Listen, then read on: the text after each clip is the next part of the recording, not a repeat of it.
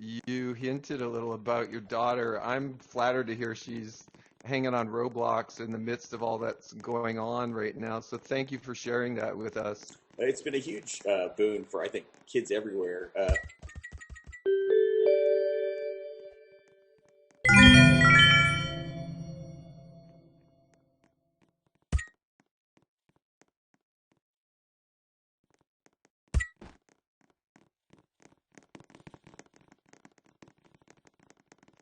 Let's roll back to Ready Player One because you captured the imagination, I think, of just so many people from so many walks of life. And there was a movie that came out of that, which was also incredible. Does anything stand out for all of us that, fantasize about making movies and being in the movies and working with Spielberg? Does anything stand out from that experience for you?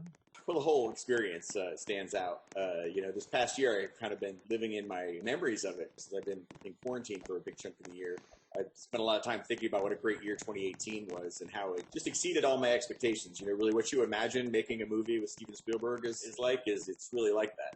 It's like a dream come true, and I got to see so many things that were in my book, brought to life, including the stacks, like this idea of stacked trailers that I built in my imagination ended up getting built for real. So that stands out to me. I remember driving towards Leavesden Studio in London and seeing the stacks on the skyline for real, and engineers had built this thing that I had just imagined. When you have this in your imagination and then all of a sudden you see it in the movie in real life, how does that feel? Was it at the point of your imagination, beyond your imagination? Like, how do the two line up there? Well, in my imagination, I don't drill down into all the minute details the way that they do when they make a movie. You have to dress the sets and imagine everything. So I could walk up into any one of these stacks of trailers and go into any trailer, and the whole trailer, looked like somebody lived there.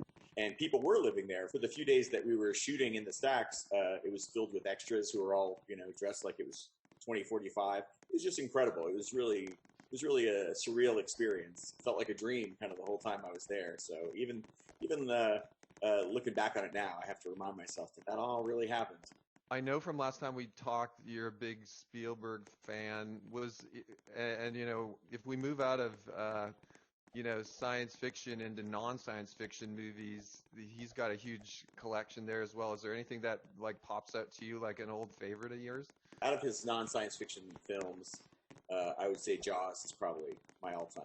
That movie, I remember seeing it and being scared in the movie theater.